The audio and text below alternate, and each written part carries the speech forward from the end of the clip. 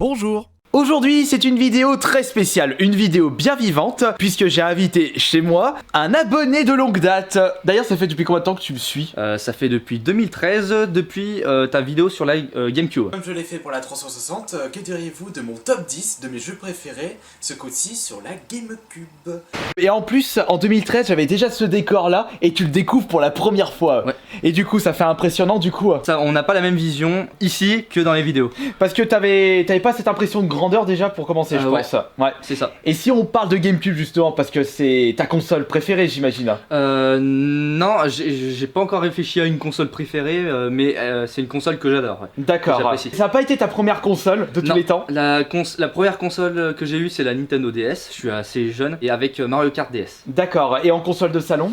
Du coup, la GameCube. Ah, bah, il y avait quand même un petit, ça. truc du coup. C'est pour cela que la vidéo avec la GameCube t'avait marqué, parce que c'est une console qui te marque beaucoup. Bah, en fait, à la base, j'avais acheté du coup une GameCube à Easy Cash pour le prix de 12 €. Bon, encore ça va, parce que la GameCube ça coûte plus trop cher. Tiens, regarde, on va aller du côté de la GameCube. Allez, vas-y, viens, vas-y.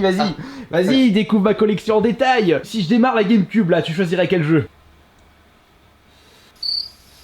Et ben voilà, il y a trop de choix. J'ai tout cassé. Ah, voilà, monsieur a du goût. Time Splitter 2.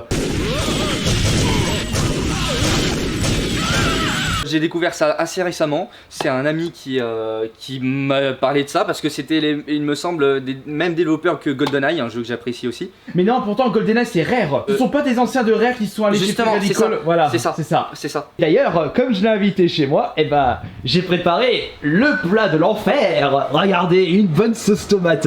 Il va pouvoir goûter à ma bonne sauce tomate. Il y a quelle console que toi t'as vraiment souhaité découvrir mais que tu n'as jamais pu avoir cette occasion? De quelle génération elle Je m'en fous de la génération, ça peut être une très très vieille console des années 80 ou carrément une console assez récente. La Pipine. Je l'ai jamais touchée, j'ai jamais regardé. Je vais aller la récupérer, tu vas la découvrir. Je pense que je vais faire ça. Tiens, tu sais quoi? Je te laisse prendre la caméra. Regarde, mets-toi devant, en attendant que je vais chercher la pipine et tu découvres en même temps. Vas-y, si c'était ta collection, fais une présentation de n'importe quoi. Ok, d'accord. Bonjour, c'est Finisque54. Alors, je vais vous présenter ma collection de PS4. Oui, mais YouTube, c'est facile, tu prends la caméra, tu parles de ta passion. Ouais, mais là, t'as eu la preuve que c'est pas si facile que ça. Tiens, regarde, j'ai amené la pipine. La très chère pipine. Et celle-là, c'est une console qui t'a toujours intrigué, du coup? Non, mais c'est en fait la première et seule et dernière d'Apple. Je voulais voir un peu ce que ça donnait. Bah vas-y, ouvre-la si tu veux. Je me suis jamais réellement intéressé à cette console. J'ai pas regardé de gameplay, mais le design déjà était assez spécial. Voilà. Oh là là, oh j'ai fait n'importe quoi. C'est pas grave. Je ne collectionne pas dans une optique d'être dans une psychose, de dire ah non, ça a une certaine valeur, je veux pas que les gens y bidouillent. Faut pas oublier que les consoles, même si ce sont des pièces assez rares pour certaines, il faut quand même laisser les gens découvrir, être curieux. Justement, c'est ça qui est cool, c'est que là, j'invite un abonné, il m'a demandé je veux bien voir la pipine, et voilà, il la découvre. En plus, toi, tu es quelqu'un qui t'intéresse beaucoup à l'informatique, c'est ça? Bah, informatique, bidouillage, ça regroupe les deux. Je fais un petit peu de programmation, mais pas beaucoup. Je touchote à l'intérieur des consoles. C'est plus du modding. Modding, d'accord. J'ai des Wiimotes chez moi, par exemple, que j'ai ajouté des LED dedans. Quand ça vibre, en gros, la manette, et bah, elle s'allume. Voilà. Ouh, ça peut être intéressant ça. Quand tu repasseras chez moi, on pourra faire une vidéo où tu bidouilles peut-être une certaine pièce de ma collection, on pourra en faire une vidéo. Si j'avais le matos maintenant, on prendrait un Rumble Pack de Game Boy, pas de Game Boy, de Nintendo 64, et bah on ajouterait des LED. Et est-ce que toi tu serais capable, par exemple, parce que j'ai un problème avec la Game Boy qui se trouve là dans la sacoche jaune. J'ai un problème, est-ce que tu serais capable toi de réparer le contraste de la molette de contraste? J'avais remarqué un problème lorsque j'avais retrouvé cette Game Boy où le contraste... Ouais, là on voit qui part en vrille là, à ce moment-là.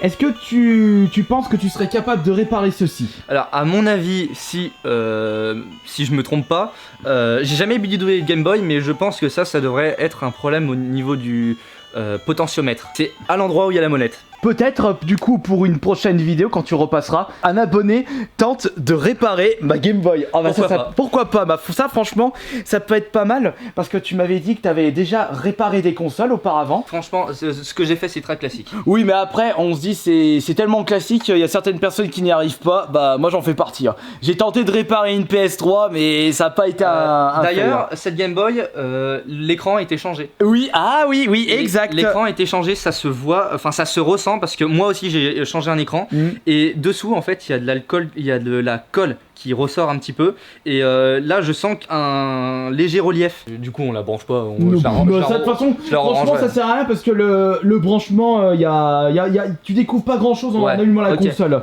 Au moins j'ai pu voir le design. C'est lourd hein. Elle pèse la pipine. En console récente d'ailleurs, tu es sur quelle console actuellement? Actuellement, alors récemment je me suis acheté une Xbox One. Moi c'était la première du nom, édition Advanced Warfare. J'ai jamais eu de Xbox, enfin de dernière console génération autre que Nintendo.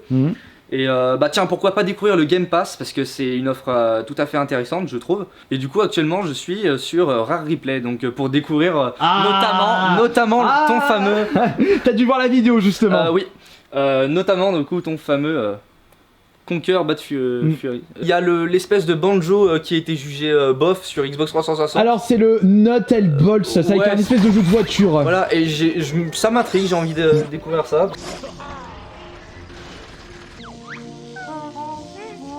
Et puis ça fait partie de la licence banjo. Attends, je vais t'aider parce que t'as du mal. Battletoads, qui est assez renommé comme jeu. Ouais, un beat 'em up avec les grenouilles bodybuildées. Voilà. J'aurais pas trouvé. Ah oui, et Perfect Dark. Alors lequel? Le Perfect Dark, lequel? Non, pas le 0, le Perfect Dark 64.